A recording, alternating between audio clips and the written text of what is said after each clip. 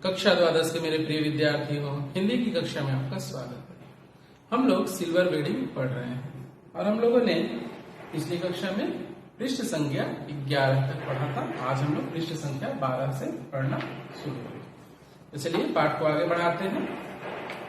प्रवचन सुनने के बाद यशोधर बाबू सब्जी मंडी गए ताकि वो घर के लिए सब्जियां खरीद सके। यशोधर बाबू को अच्छा लगता अगर उनके बेटे बड़े होने पर, जो बड़े हो चुके थे, बड़े होने पर अपनी तरफ से ये प्रस्ताव करते कि दूध लाना, राशन लाना, CGSH डिस्पेंसरी से दवा लाना, सदर बाजार जाकर दालें लाना, पहाड़गंज से सब्जी लाना, डिपो से कोयला लाना, ये सब काम आप छोड़ दे। ये बच्चे अगर कहते तो यशोधर बाबू को बड़ा अच्छा लगता। हर पिता की यह इच्छा होती है कि जब बच्चे बड़े हो जाए तो वे अपने पिता के कार्यों में हाथ बटाएं, जिससे कि पिता को भी यह एहसास हो कि हाँ, अब उनकी जिम्मेदारियों को पूरा करने के लिए बच्चे तैयार हैं। तो लाने के लिए आप छोड़ दें। अब हम कर दिया करेंगे कि आप आराम कीजिए, हम बाकी का ये सारा काम जो है हम लोग कर देंगे, आप इसकी चिंता ना करें। अगर ये उनसे उनके बच्चे कहते तो यशोधर बाबू को बड़ा अच्छा लगता। एक आध बार बेटों से खुद उन्होंने ही कहा, तब वे एक दूसरे से कहने लगे कि तू किया कर, यानी अपना काम दूसरे भाई पर डालने लगे। किंतु कभी भी उन्होंने आगे बढ़कर ये नहीं कहा कि पिताजी हम कर देंगे, आप मत करिए, ये सब छोड़ दीजिए हम पर। तू क्यों नहीं करता? इतना कोहराम मचा और लड़कों ने एक दूसरे को इतना ज्यादा बुरा भला कहा कि यशोधर बाबू ने इस विषय को उठाना ही बंद कर दिया। जब यशोधर बाबू ने स्वयं से कहा कि बेटा तुम लोग ये जरा काम कर दो, तो वे आपस में ही एक दूसरे पर काम फेंकने लगे। तुम कर दो, तुम कर दो। इसी से वो एक दूसरे से इतने उलझ गए कि घर में जैसे कोहराम मच गया। तब यशोधर बाबू ने कहना ही छोड़ दिया, इस विषय पर बात करना ही छोड़ दिया।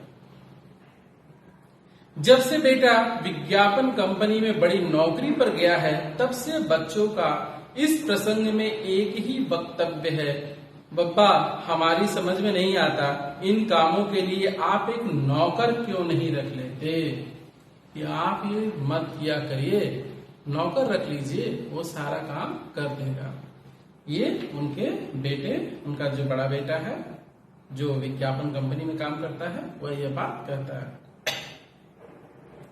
ईजा को भी आराम हो जाएगा। कमाऊ बेटा नमक छिड़कते हुए यह भी कहता है कि नौकर की तनख्वाह मैं ही दे दूंगा।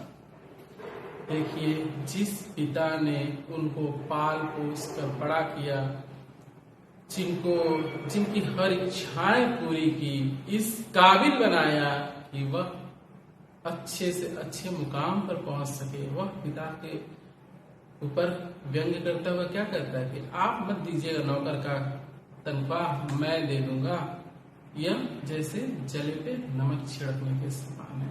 क्या पिता में इतनी क्षमता नहीं है कि वो जिस तरीके से हमारा पालन कर सकता है, कि नौकर नहीं रख सकता?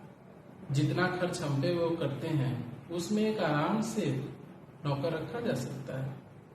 तो इस बात की सारे बच्चों को ध्यान रखना चाहिए कि हमारे पिता, हमारी माँ हम पे जितना खर्च करते हैं, वो उस खर्च में वो ऐसो आराम का जीवन जी सकते हैं, लेकिन वो ऐसा नहीं करते। हम पे खर्च करते हैं, हमारे अपनी इच्छाओं को मारकर हमारी इच्छाओं को पूर्ण करते हैं। और बड़े होने पर हम लोग क्या करते हैं? उन्हें यह जताते हैं, उन्हें यह बताते हैं कि आपने कोई एहसान नहीं किया, ये करके आपने कोई एहसान नहीं किया है, हम आपसे ज्यादा काबिल हैं। काबिल बनाया किसने? उस पिता ने, उस माँ ने। इस बात का हमें ध्यान रखना चाहिए। जैसे यशोधर बाबू के बच्चे, उन्हें क्या करते हैं? जले पर नमक छिड़कते हैं, ये पैसे का रौब दिखा रहे हैं, ये ऐसा नहीं करना चाहिए। यशोधर बाबू को यही समहाउ इम्प्रॉपर मालूम होता है कि उनका बेटा अपना वेतन उनके हाथ में नहीं रखते। पहले मैं स्वयं के अनुभव से बता सकता हूँ कि जैसे मेरे पिताजी को जो वेतन मिलता था वह वेतन ले जाकर अपनी माँ के हाथ में रख देते थे। क्यों? क्योंकि मेरे दादाजी का देहांत हो चुका था, तो दादाजी नहीं थे। तो क्या करते थे, वो तनख्वाह ले जाकर अपनी माँ को दे देते थे कि तुम सारा अपने हिसाब से जैसे घर चलाना है चलाओ। तो ये मैंने देखा है। तो इन्हें क्या लग रहा है, इनका बेटा इनके हाथ में नहीं रखता वेतन। यह सही है कि वेतन स्वयं बेटे के अपने हाथ में नहीं आता, अकाउंट ट्रांसफर द्वारा बैंक में जाता है। कोई बात नहीं, बैंक में जाता है ना, बैंक से निकाला जा सकता है।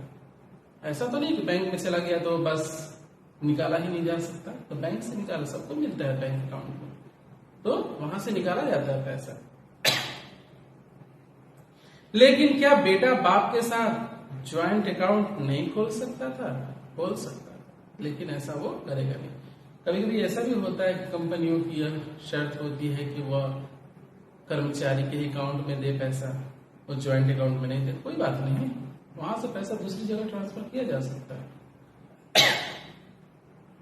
चलो ये सब ना, झूठे मुंह से सही कहता।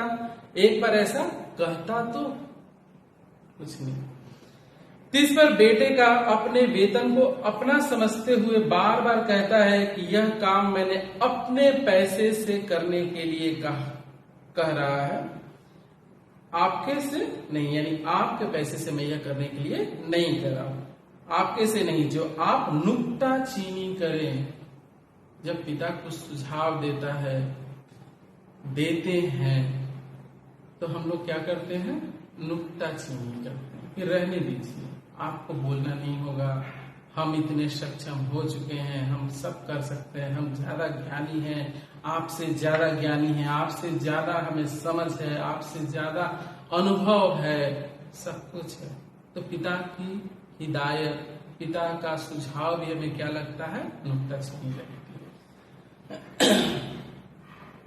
इस क्रम में बेटे ने पिता का यह क्वार्टर तक अपना बना लिया है।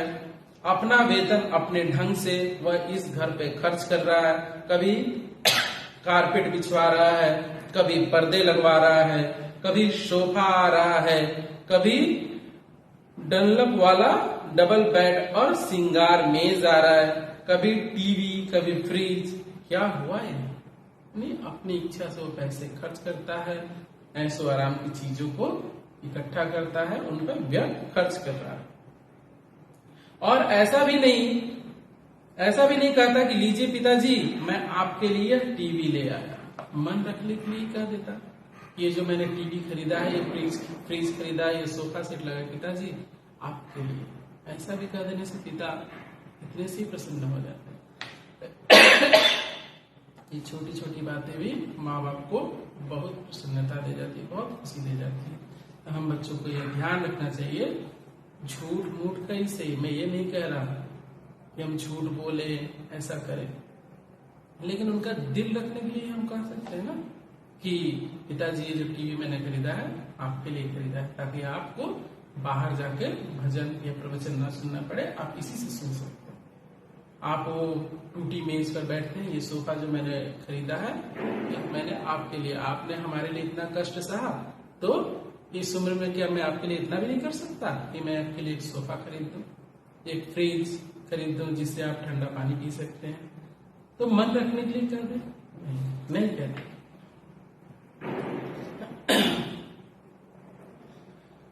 कहता यही है कि मेरा टीवी है, समझे? बातों से आप समझ रहे हैं कि बेटा क्या कह रहा है, मेरा टीवी है, मेरा सोफा है, मेरा फ्रिज है, इसे कोई छुआ ना करे। क्वार्टर ही उसका हो गया, यह अच्छी रही। अब इनका एक नौकर भी घर में नौकर भी रखो घर में, इनका नौकर होगा तो इनके लिए ही होगा, हमारे लिए तो क्या होगा, ऐसा समझाते बच्चे। यशोधर बाबू घरवाली को ये सारी बातें समझाते हैं कि इस तरीके से बच्चे हमारे साथ कर रहे हैं। काम सब अपने हाथ से ठीक ही होते हैं, नौकरों को सौंपा कारोबार चौपट हो जाता है।